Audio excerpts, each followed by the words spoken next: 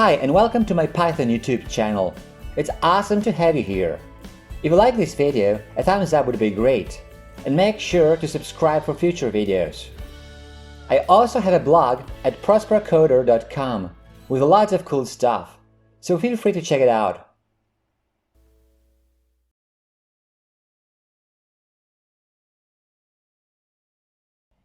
I recently released a video about iterating over ranges, and another one about iterating over the indices of a sequence. Feel free to watch them both if you haven't yet. And today we'll learn how to iterate over the keys and values of a dictionary. Let's start with iterating over the keys of a dictionary. You can easily iterate over the keys of a dictionary using the for loop. So first let's define a dictionary, a simple one like this. And if you choose a dictionary as the object to iterate over, it will by default iterate over the keys of the dictionary. So, for key in best scores, this is our dictionary,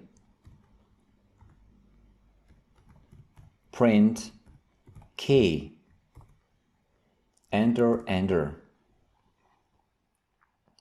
Alternatively, to make things clearer, you can use the method keys. So, for key in best scores, keys, print key, enter. The same result.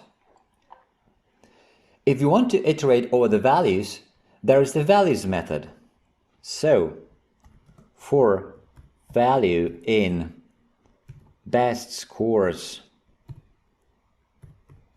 values,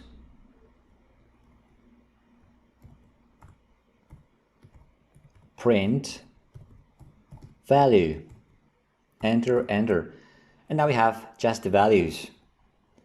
You can achieve the same result without the values method, although this way it's less efficient. You can do it like so. For key in best scores, print best scores at key, which gives us the value at this key, enter, and the same result. And just one more example. Let's define a different dictionary, like so, cities. In this example, the loop variable is set to Stuttgart in the first iteration, then to Montevideo, and to the other keys one by one in each iteration that follows. Have a look. For city in cities, print. Here I have a string. It's a formatted string. We can use the format method, for example, or an F string could be fine too. City, and then cities at this key, enter, and we have this output over here. You can use the for loop with dictionaries to iterate over both the keys and the values. You need the items method. So let's define another dictionary. Good. And now let's iterate over the key value pairs. For kv, which stand for key and value respectively, in prices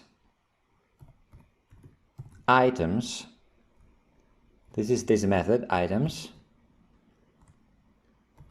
print, and let's have another string like that,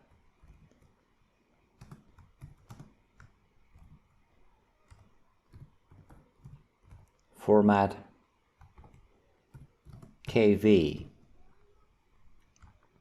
Enter, enter. And this is the output. Okay, that's it for this video. If you like it, a thumbs up would be great. Also, make sure to subscribe for future videos. If you want to leave a comment or ask a question, you're welcome to do so. Thanks for watching.